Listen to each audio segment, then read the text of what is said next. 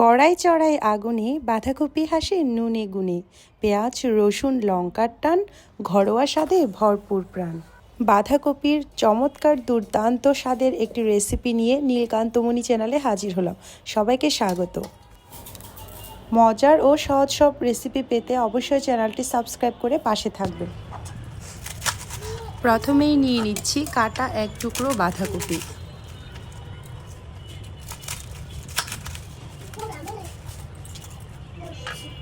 টুকরো বাঁধাকপিটুকুকে কুচি কুচি করে কুটে নিতে হবে। যতটুকু পারা যায় এক্ষেত্রে ততটুকু চিকন ও পাতলা করে আমরা কেটে নেওয়ার চেষ্টা করব। এভাবে আমরা সবগুলো বাঁধাকপি কুচি করে কেটে নিব। তারপর নিয়ে নিব দুইটি মাঝারি সাইজের আলু। আলুতে প্রচুর পরিমাণ বালি থাকার কারণে আমি এক্ষেত্রে আলুগুলো ধুয়ে কুটছি। এইভাবে ছোট ছোট পিস করে আলুগুলো কেটে নিতে হবে। এখন আমাদের লাগবে একটা বড় পেঁয়াজ আর কাঁচামরিচ ধনেপাতা। সবগুলো কেটে একটা প্লেটে নিলাম আর সাথে নিলাম 5 ফোড়ন ও শুকনা মরিচ।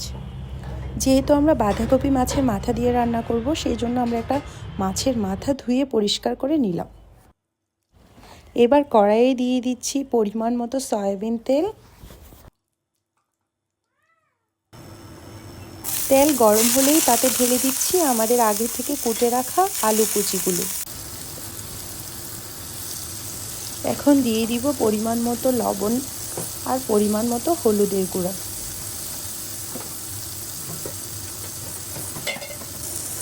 তারপর হালকা আঁচে আমরা আলু কুচিগুলো ভেজে নিব। এক্ষেত্রে আমরা চুলার আঁচ একটু লোতে রাখবো যাতে করে পোড়া না লাগে। হালকা আঁচে আমরা আলুগুলোকে ব্রাউন করে ভেজে নিব।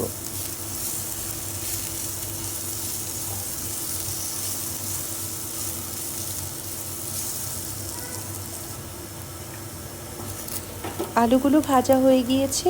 এবার একটা বলে আমরা আলুগুলো তুলে রাখছি।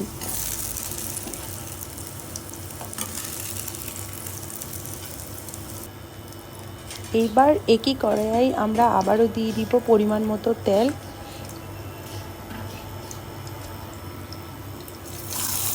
দিয়ে দিচ্ছি আগে থেকে পরিষ্কার করে রাখা মাছের মাথাটুকু। এগুলোতেও পরিমাণ মতো লবণ এবং পরিমাণ মতো হলুদের গুঁড়া দিয়ে হালকা ব্রাউন করে ভেজে নিতে হবে।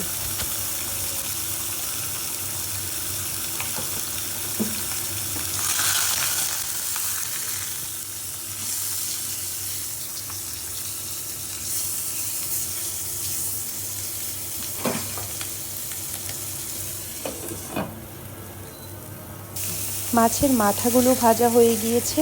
এবার একটা পাত্রে আমরা ভাজা মাছের মাথাগুলো তুলে রাখছি।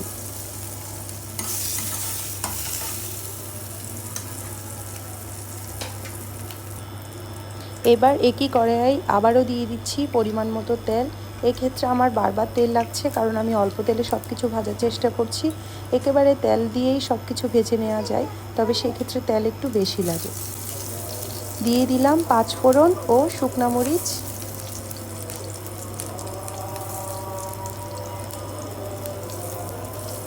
পাঁচফোড়ন এবং শুকনা মরিচ হালকা লাল হলেই তাতে দিয়ে দিব পেঁয়াজ কুচি এবং কাঁচামরিচ।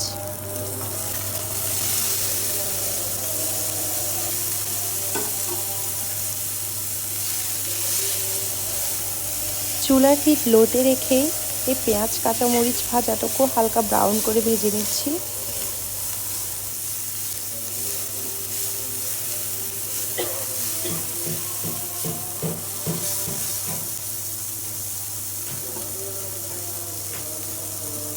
এবার কড়াইয়ে দিয়ে দিব কেটে রাখা বাঁধাকপি কুচিগুলো।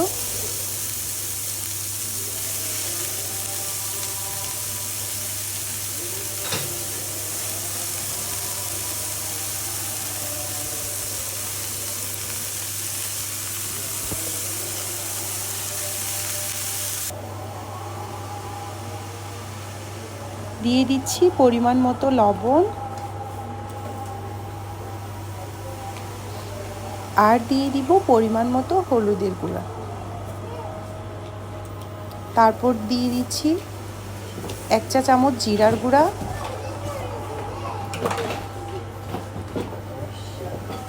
আর দিয়ে দিচ্ছি আদা রসুন পেস্ট 1 চা চামচ। এগুলো সব দিয়েই ভালো করে নেড়ে চেড়ে ঘেটে রেখে দিতে হবে।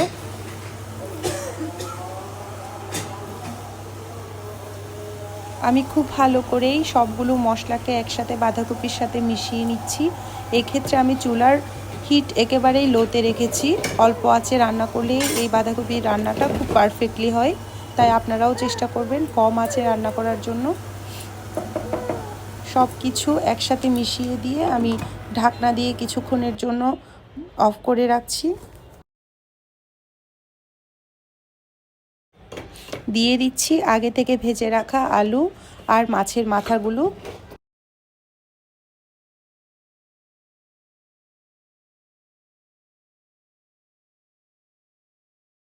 আবারও সবগুলো একসাথে উল্টিয়ে পাল্টিয়ে ভালো করে মিশিয়ে নিব, তারপর ঢাকনা অফ করে দিব।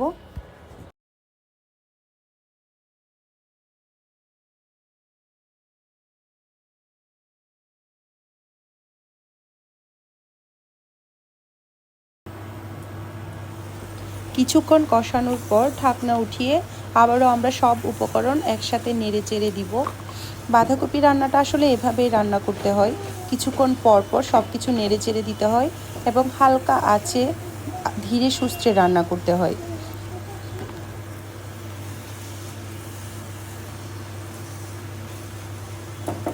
আবারও ঢাকনা অফ করে আমরা কিছুক্ষণের জন্য কষিয়ে নিব।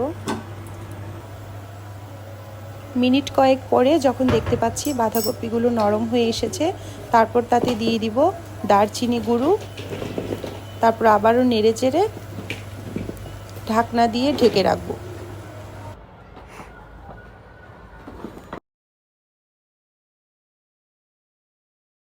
সব শেষে দিয়ে দিচ্ছি ধনেপাতা কুচি। সবগুলো উপকরণ একসাথে মিক্স করে মিনিট 2 চুলার হালকা আঁচে রেখে দিলেই তৈরি হয়ে যাবে আমাদের বাঁধাকপি ভাজি।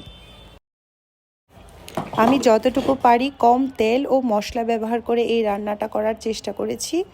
অনেকে তেল একদমই কম লাগার জন্য তেলের পরিবর্তে পানি ব্যবহার করে থাকে, তবে সেই ক্ষেত্রে টেস্টটা তেমন ভালো আসে না। এই রেসিপিটি ফলো করে আপনারা বাঁধাকপি রান্না করে দেখবেন, আশা করি আপনাদের ভালো লাগবে। ধন্যবাদ।